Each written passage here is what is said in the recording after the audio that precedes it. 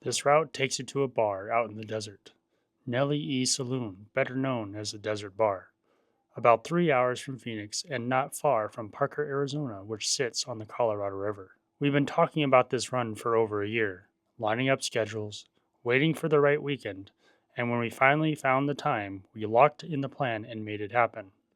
Our crew plus 3 friends joining us for the ride. After a long break, this trail was exactly what we've been craving. Technical climbs, off-camber sections, and shelf roads that keep you honest. Onyx called it a 5 out of 10, easy compared to some of our past trails. But then a radio call came through, and everything changed. Can you come back? Just roll. They're not good.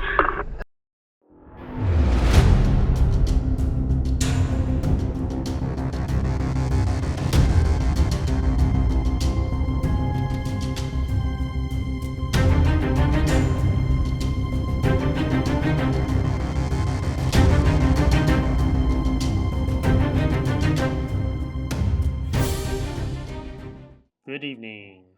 I wanted to let you in on our next little adventure. It's been a while since our last video. Unfortunately for Chris and I, work has been insane. One of these days I'll go into this, but now is not that time. So a few weeks ago, we began to plan our next adventure. For about a year or so, we've been wanting to visit Desert Bar. It's also known as a Nellie E Saloon, which is located close to Parker, Arizona. This bar is only open October through April, so very limited time frame, during the cool months. Due to the location of the bar, there's limited to no cell service, and everything online states they are a cash-only establishment. We're looking forward to getting back on the trails and exploring the back roads of Arizona. So the Desert Bar, from everything I've seen online, it's close to Highway 85 out by Parker. I've had some friends take this trail probably in the last couple years, and they said it's a fairly easy. So Backway to Desert Bar. Okay, so it's a 10-mile trip from end to end. High point is 1,074 feet. Low end, 385 feet. Technical rating is a 5 out of 10. Fairly simple. We've done quite a few trails that are a lot worse on this rugged roadways site, so I'm not expecting too much difficulty, but one thing about doing the off-road trails is you never know what the current trail is going to be like.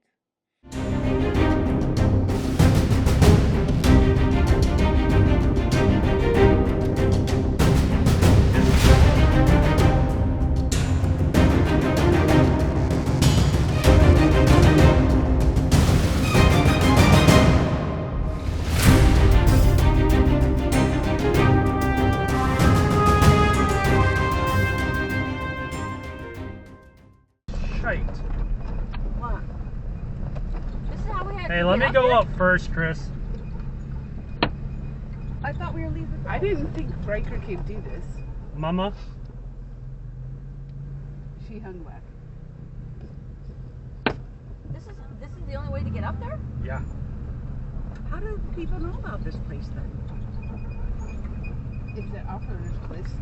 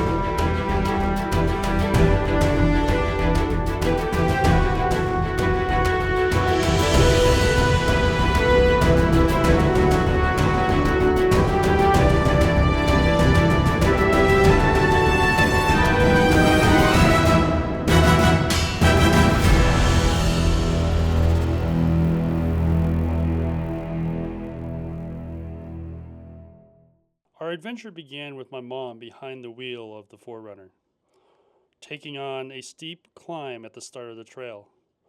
Once we reached the top, the drone revealed the distant city of Parker behind us and a long stretch of desert still waiting ahead. Everyone was excited to see what the trail had in store.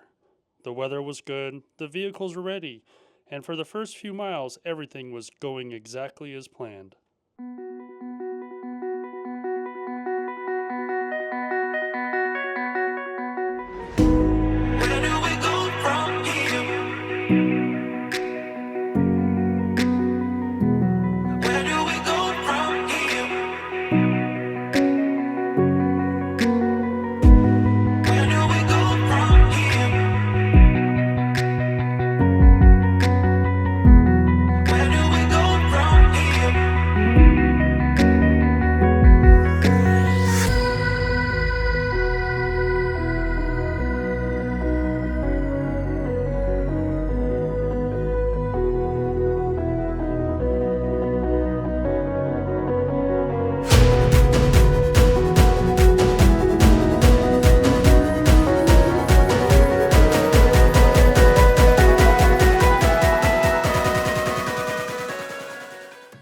Part of like dating. Hi, what do you do? They just rolled. Can you come back? Who just rolled? Who rolled? What? Say again? Chris and Shane just rolled. Can you come back? Oh, who just rolled? On our way. They're not good.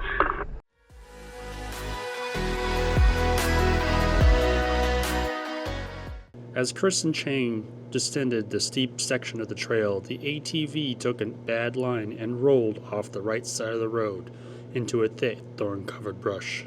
Fortunately, Chris was wearing a helmet and proper safety equipment. The accident was a harsh reminder of how important it is to carry and use the right safety gear every time you head onto the trail. Even when a route appears manageable, unexpected situations can happen in an instant. Chang injured his leg during the rollover, and our immediate focus was making sure everyone was safe and assessing what needed to happen next. By that point, we were already approximately halfway through the route. The other off-roader advised us that continuing forward would likely be safer than turning around and attempting to descend the obstacles we had already climbed, especially with darkness approaching. After regrouping, we made the decision to continue forward. Unfortunately, the rollover would not be the last unexpected challenge we faced that day.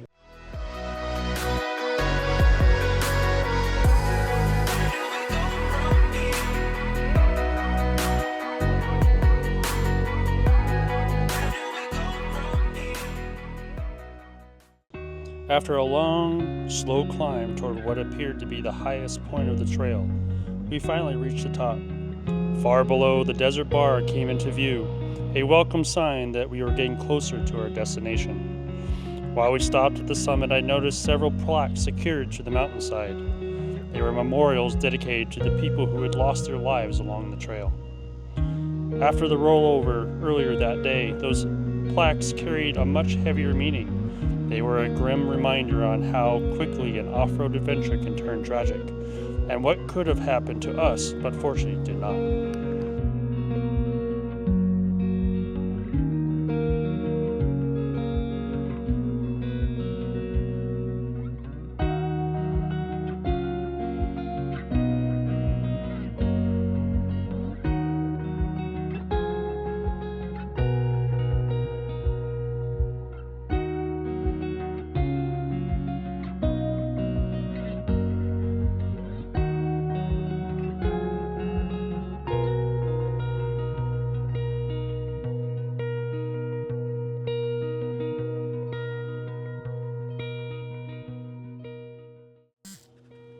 After a brief break at the summit, the shadows of dusk began to stretch across the mountains.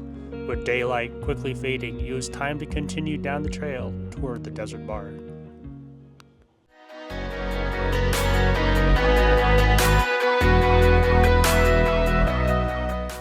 The descent brought challenges of its own. Even with a 3-inch lift, the full-size Tundra had to carefully maneuver around massive, immovable boulders that left little room for error. Within minutes of clearing one obstacle, another serious problem came into view. It appeared that a past storm or possibly a geological shift had washed out the right side of the trail, leaving behind a deep sinkhole. The left side offered no easy escape either, with the mountainside rising sharply and blocking any path around it. There was no obvious line for the truck to take. We stopped, climbed out, and worked together to figure out our next move. As the shadows continued to fall, the temperature dropped with them. The warmth of the day disappeared quickly, replaced by the cold desert air, and the growing realization that we still had a long way to go.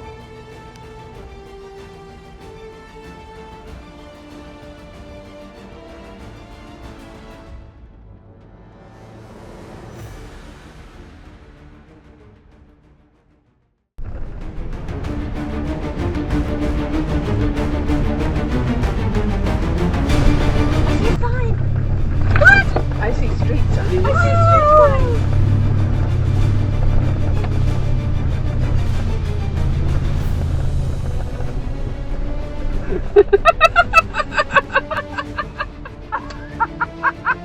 I have good news and bad news.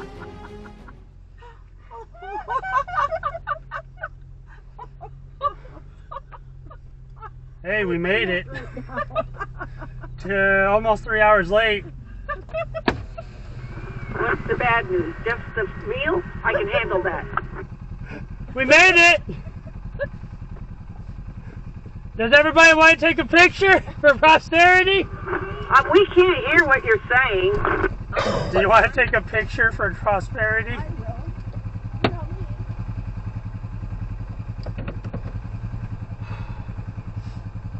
After completing the trail, we returned to retrieve our extra vehicle and prepare for the drive home. Unfortunately, the Tundra had picked up what I initially believed was only a minor inconvenience, a small leak in the front passenger side tire. I pulled out the glue tread kit to attempt a temporary sidewall repair, but discovered that the adhesive had been stored too long. Every container had dried out, leaving us unable to make the repair. We moved the trailer to another truck and began limping the Tundra home. Unfortunately, the small cut continued to spread and the tire eventually failed completely. Chris, who was traveling in another vehicle, went to retrieve additional tires and the tools needed to get us moving again. The friends riding with me transferred into the 4Runner so they could continue home while I stayed with the disabled truck. It became one final reminder of the importance of carrying usable spare tire, proper tools, and making sure emergency repair supplies are still serviceable before heading into remote areas. Nearly 6 hours later, Chris returned with the tires and equipment we needed.